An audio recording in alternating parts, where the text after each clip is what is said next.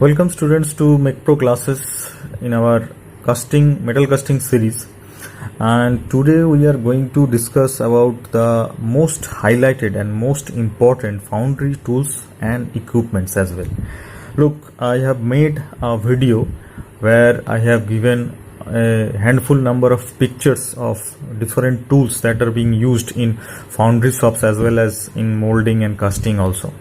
I have also provided a recorded video, a sample video of sand preparation, molding process, and also the metal pouring process in the casting, and also the final product that has been made out of the molten aluminum also. So you can go to the video where I have provided the pictures of the different foundry tools like shovel, riddle, and also of the different tester or devices that are being used to test the different properties of molding sand, that is like permeability tester, clay content tester, moisture tester as well. Now today we'll just know the very important tools of, or you can say the foundry tools and equipments and their uses also. Look, this class is very important for your competitive examinations. I must tell you again that this class is going to be the most important for your competitive examinations apart from your semester examinations. Okay, so stick to this video till the end and we will learn most of the important MCQs that are being most commonly asked during competitive exams from this foundry or casting, you can say. Okay, so let us start. First, in foundry tools, you can say most important hand tools we are going to use is known as shovel. Look, the picture of the shovel has been provided to my previous video. You can see the picture of the shovel over there. And for now only, I can tell you the shovel is most important, or you can say most common type of instrument that are being widely used in foundry tools and equipments. And this instrument you also can find in our daily life also. In some of our houses, this shovel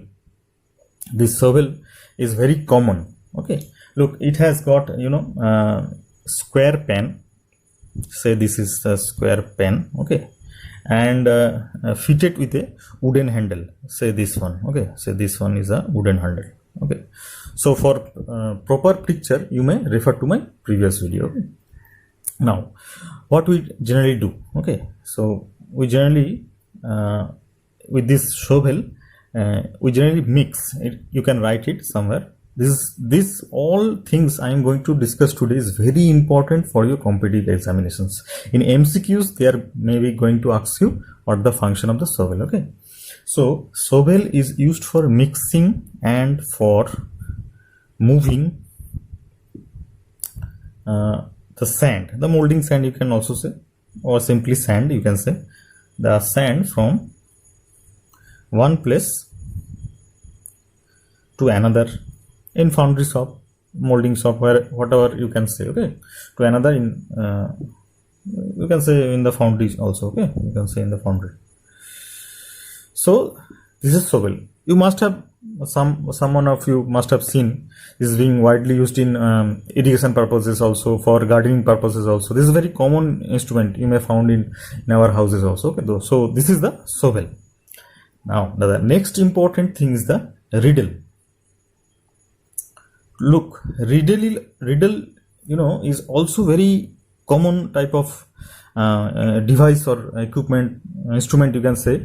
It is also somewhat similar to that being used by our mothers in our houses in the previous time also, when they used to separate the the darts out of the wheat, the grains.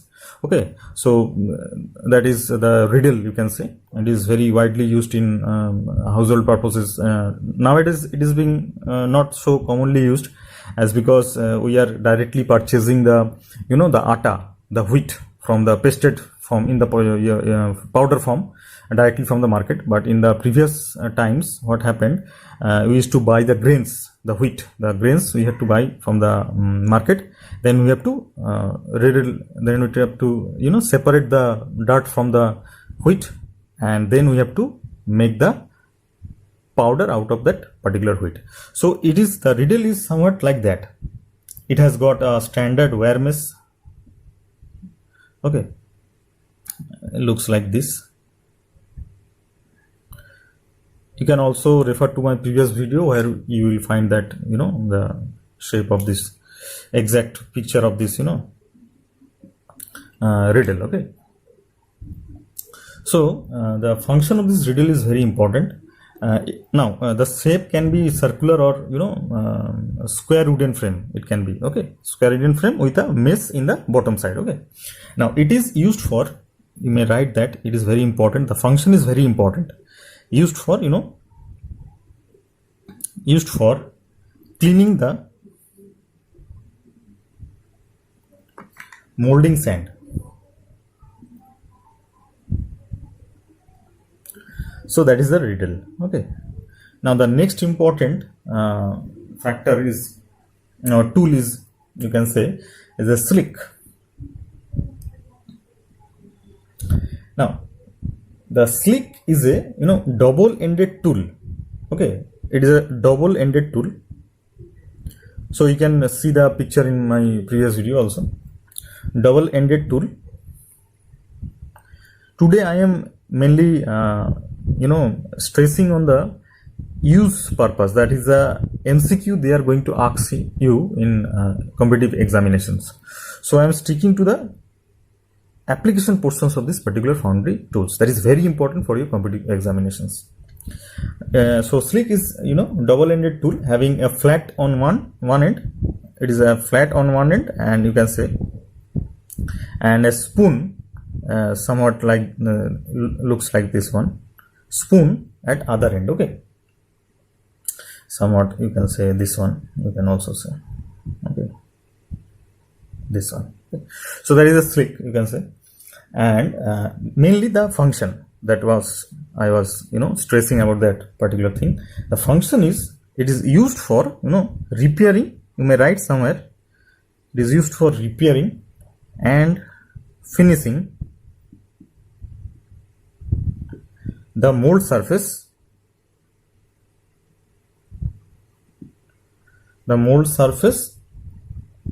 after the pattern is withdrawn. After the pattern is withdrawn. Okay, so that is the most important part you have to keep in mind. Okay, so functions are very important for this particular foundry stuff. So now the next one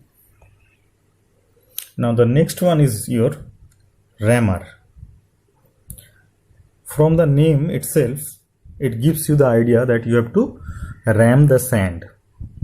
In the previous video of my casting tools and equipments, I have shown you how to ram a sand with a sample video of foundry shop. Now look, the rammer is used to just ram the sand uniformly. Okay, so it can be of wood or metal.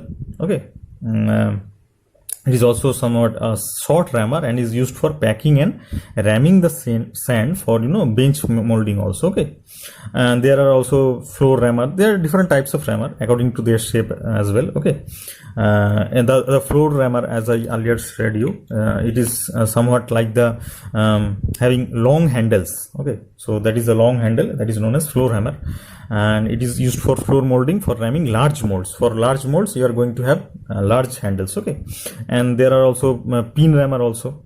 It is having a wedge shape, and used for setting the corners and the pockets of the mold as well. Okay, so that is the main thing. And so the rammer is used to ram the sand, you can write. Okay, now next one is your lifter.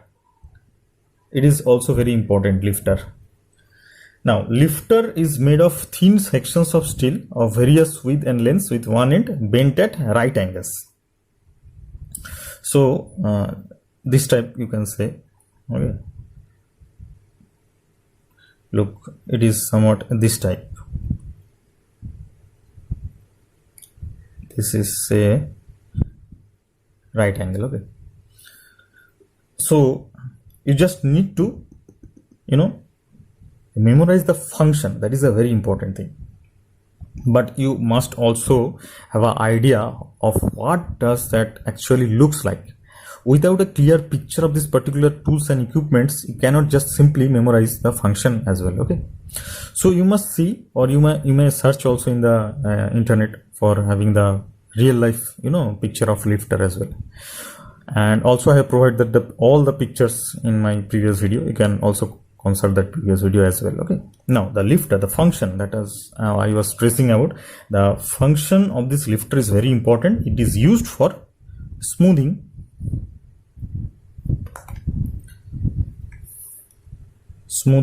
you can write. So you must take some note somewhere, so you must need to write it somewhere.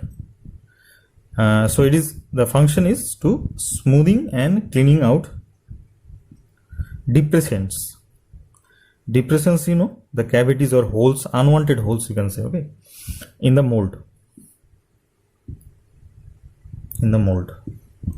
Somewhat this depressions is wanted holes also. Okay, not only always we are not needing this depression. Sometimes these depressions are needed, very much needed. You can say for the molding cavity there is hole, that is also a depression, so that is important, useful. Okay, so always the depressions are not useful, or you can say not unuseful. Okay, so function of the lifter is to smoothing and cleaning out depressions in the mold. Now next one is your swab. I already mentioned, as it somewhat looks like the this one. It is having shape of the the horn of the auto rickshaw pullers, somewhat like. You have to press it, and here is the moisture part. Okay, here is the moisture. It contains brushes, you can say brushes, and it is soaked in water. Okay, now the function is very important, and the function is this is a bulb, you can say. This is a bulb.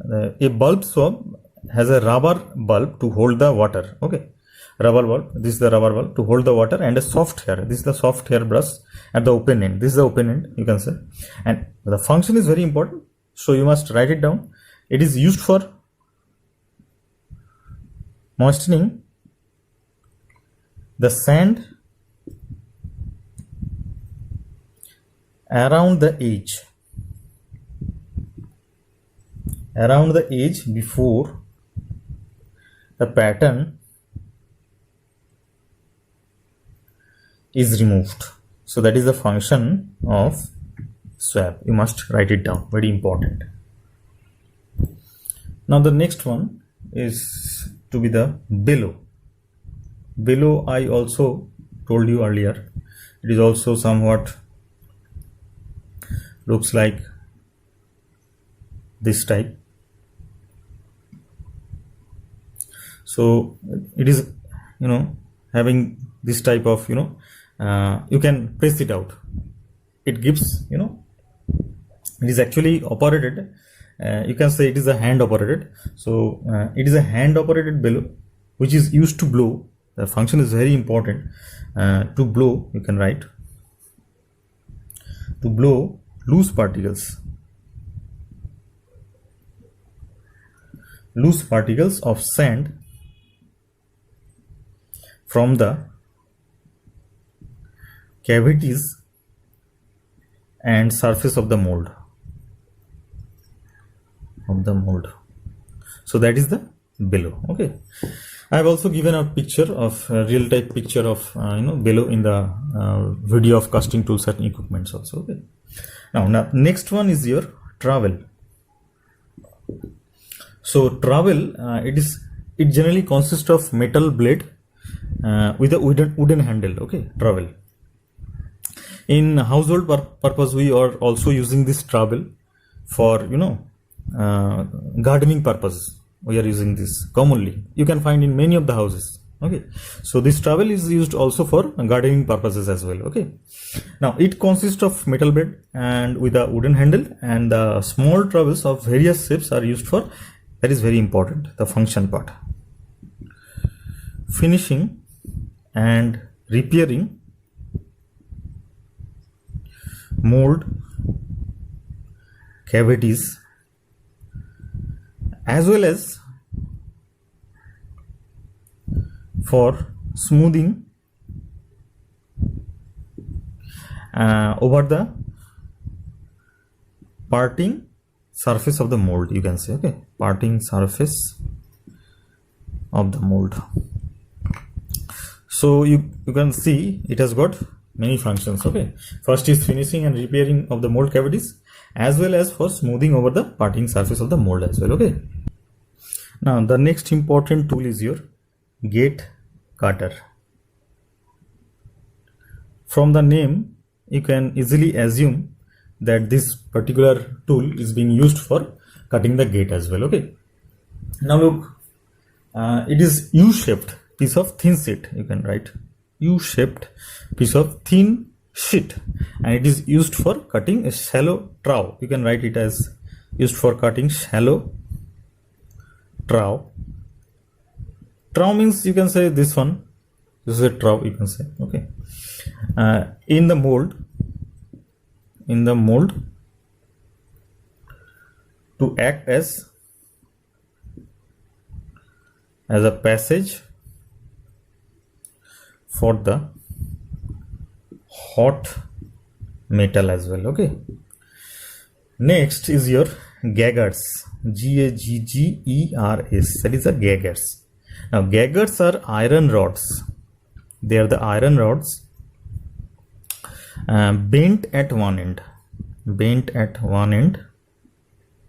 or both ends.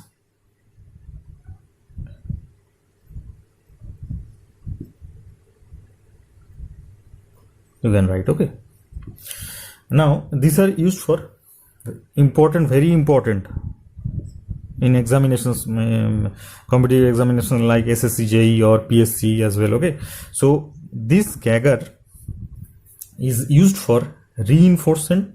You must write it somewhere, make some note, very important, this gagger. Okay, so it is used for reinforcement means resupply. Okay, extra supply, you can say. So reinforcement of sand in the top of, you can say, molding box. You can say in the top of the molding box, you can say molding box, and also to support the hanging bodies of the sand as well. Okay, so you must write it somewhere. This is very important. That is the gaggers. So it helps in reinforcement of sand in the top of the molding box, and also to support hanging bodies of the sand as well. Now the next one, you already have familiar with that term already. I told you enough detail of this particular, but I must write you as, because it is also most important and also widely used. So it is the molding flux. You already know molding flux is the cope and drag as well. It is named according to their position. So molding flux, this is F. Okay, this is F. So molding flux, you may write or you just need not need to write. You can hear what does this actually mean. It is, the sand molds are prepared in a specially constructed boxes. You already know what is a flux actually. That boxes are known as flux, and which are open at the top and bottom as well. Okay, so they are made in two parts, as you already know. That is a cope and drag. The upper portion is known as the cope and the lower portion is known as the drag. And if the flux are made in three parts, say like this. So in three-piece molding, you can say the upper portion as the cope, the middle portion as the cheek, and the lower portion is as the drag as well. Okay, so this is all about the molding flux, you can say. And these flux are made up of wood or metal as well.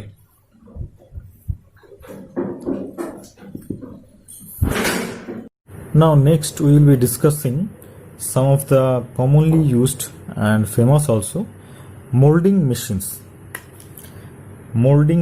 Okay, so these molding machines, I am writing in short the machines.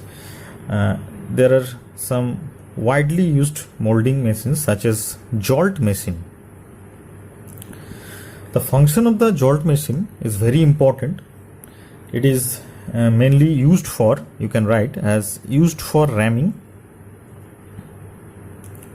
You can also manually ram the sand, but with the help of the jolt machine, is automatic machine, you can ram a large amount of sand. Look, in industrial purposes, in workshops, we are usually ramming the sand manually. But what happens when we are having a big production house, when we are manufacturing in a lot? Okay, so in that case, we have to need a machine which will automatically ram the sand, and the process will be faster also.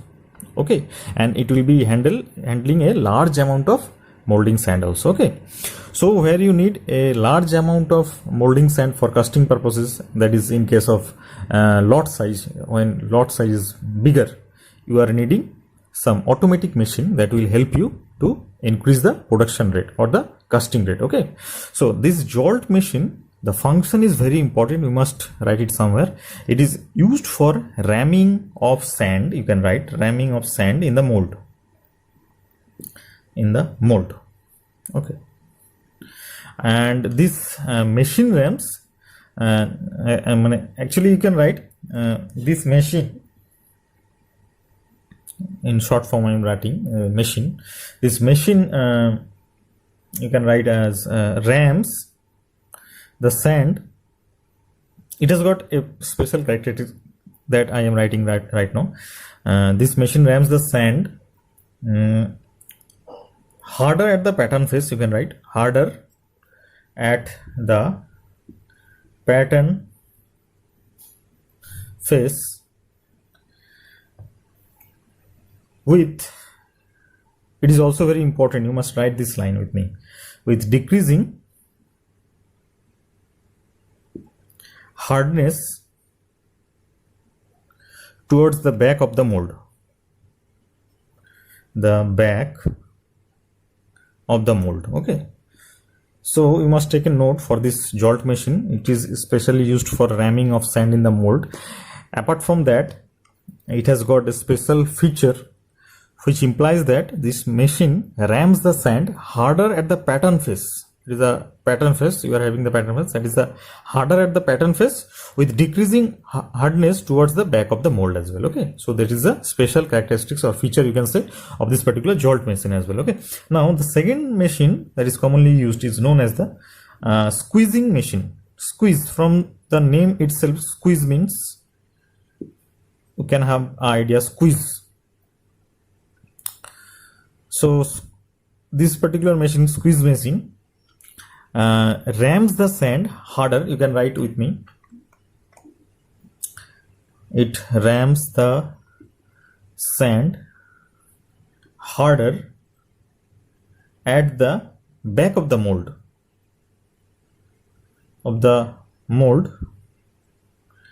And the opposite of that previous one, softer at the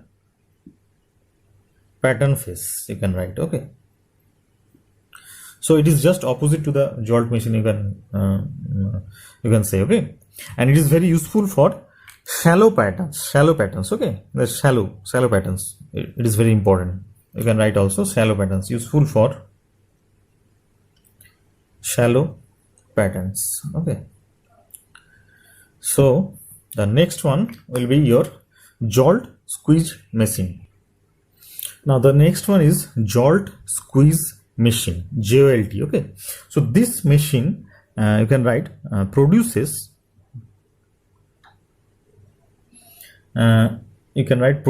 uniform hardness of sand in the mold. You can write, okay, of sand in the mold as well. Okay, so that is jolt squeeze machine. Okay, now the next one is your sand slinger. This is it is also used for uniform packing. You can write it is uniform hardness and it is for uniform packing of sand in the mold as well. Okay, so that is the sand slinger. Now next one is the diaphragm diaphragm molding machine. Okay, so this machine is used for uniform ramming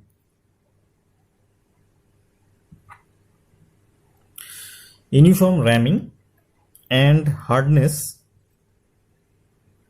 of the sand in the flux as well. Okay, so that is your diaphragm molding machine. And the last one I must tell you, that is also very important, it is your stripping plate machine. You can write stripping plate machine. Okay, so this one is machine. Okay, it is in short form I am writing. It is used to draw, you can write to draw the pattern. Draw means here you can say to take out the pattern from the mold as well, from the mold. Okay, so that will be all, for the foundry tools and equipments. Next we will be having some knowledge on core. You already know, but for some basic things I will discuss with you, the core and the core print as well. Okay, you already know what is core. Core is a solid object, and it is generally used for making hollow casting. You already know, I have discussed. Now coming to this core, I will discuss some important thing. Generally green sand cores, you can write green sand cores and dry sand cores, that is made up of sand. Okay, they are made up of sand. They are generally widely used in casting processes in the foundry shops. Okay, so these green sand cores, they are generally obtained by the pattern itself during molding. Okay, it somewhat say looks like this. You can have a picture of this one. This somewhat looks like this one, and say this is your core. Okay, so green sand core you can say. Okay, so this is the hollow one, this is the hollow one, this is the solid one having made up of green sand. Okay, so this is the solid one. So due to this core we will be having a hollow casting out of it. Okay, after solidification. And this is your also, this is the sand. Okay, so this is also covered in a sand. So this is, you can say, a picture, typical picture of, you can say, green sand core. Okay, green sand core. Okay, and now you can say this is the most economical way of preparing a core. That green sand being low in strength cannot be used for fairly deep holes. Okay, also a large number of draft is to be provided so that the pattern can be withdrawn. You know what is the allowances, why we generally in pattern, why we consider the allowances. What is the use of allowances? The pattern is always made larger than castings. Why? I already discussed in the casting as well. This size of the pattern is always larger than the castings to be made. Okay, as because we have to provide some allowances. That's because due to the provision of these allowances, the pattern has to be made larger than castings. As because if we made a similar size as of the castings, the pattern, okay, if we are making the pattern, the size of the pattern as similar as to the castings, then after solidification it will shrink and we will not be obtaining the exact castings as well. So we have discussed thoroughly the pattern allowances in my previous video. So we have to make pattern somewhat larger than castings so as to provide the pattern allowances, you can say, like machining allowances, shrinkage allowances, draft allowances, distortion allowances, and many more. Okay, now dry sand cores. These dry sand cores are those which are made by means of special core sands in a separate core box, baked and then placed in the mold before pouring. Okay, now this is mainly, this green sand and the dry sand are mainly generally used widely in foundry shops as well. Okay, now next is very important, one more important thing in relation to casting also. It is the core prints. I must have mentioned this in my previous classes of introduction also. In the casting, introduction of the metal casting also, I have discussed this core prints. You can write or make a note. This is very important as well. The core prints are provided on the cores. Okay, and so that the course you can write to so that the course you can write so that the cores are securely, actually it gives support to the core. Okay, so you can write so that the cores, you can write securely and correctly, okay, correctly positioned in the mold cavity, you can write. Okay, so that is a function of core prints. Okay, and one more thing you have to keep in mind, that the design of the core prints, these core prints, the design, you can write the design, it is a design. Okay, so the design of core prints is to be, in such a place, so you have to take care of the weight of the core, weight of the core before pouring, and the upward metallostatic, I already discussed with you, upward metallostatic pressure of the molten metal after pouring. So you have to keep in mind during designing of these core prints. Okay, so the core prints should also, ensure that the core is not shifted during the entry of metal into the mold cavity as well. Now I can give you a picture. Say you can see this one, somewhat looks like this one. Okay, so this is, you can say, this is a core. Okay, and core box, you can say, I can make another picture to make you clear. Say these are the, these are the sands, covered with sands. Okay, these are the sands. Okay,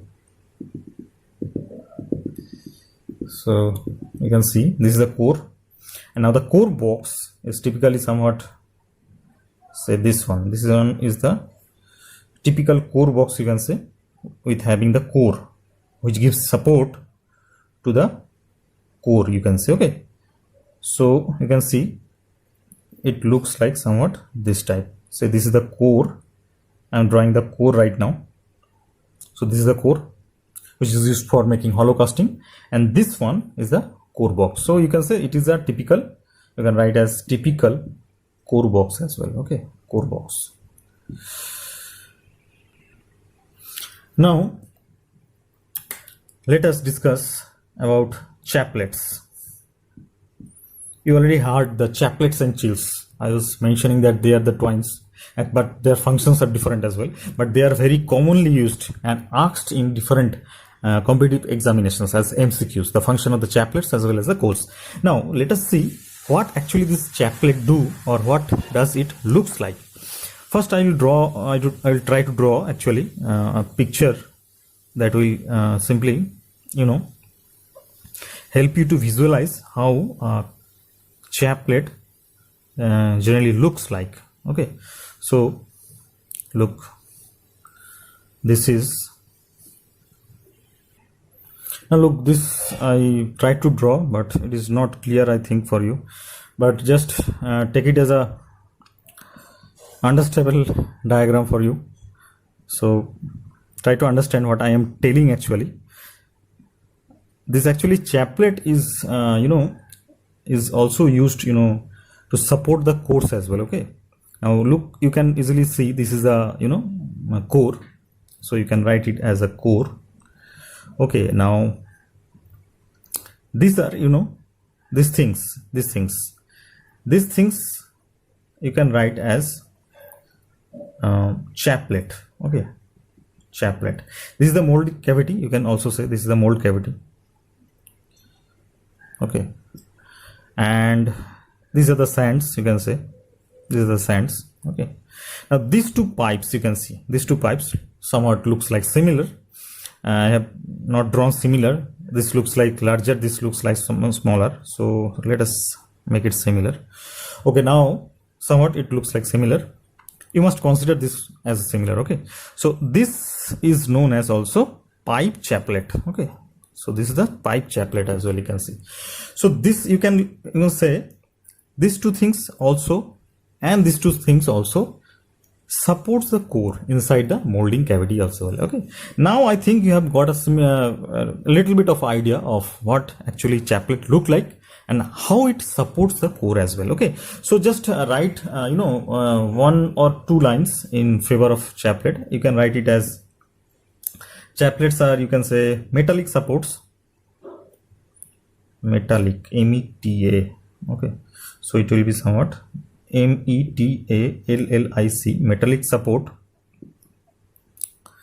and they are often used, or you can say kept inside the mold cavity. Okay, to support the cores. Okay, to support the cores, you can say support the cores. Okay, now you can say these are of the same composition as, because it has got to be melt during solidification. So you can say you can write also, I am telling you, these are of the same composition as that of the pouring metal, so that the molten metal would provide enough heat to completely melt down them and fuse them during solidification. Okay, so I think it is now clear to you what is chaplet and how it supports the core inside the mold cavity as well.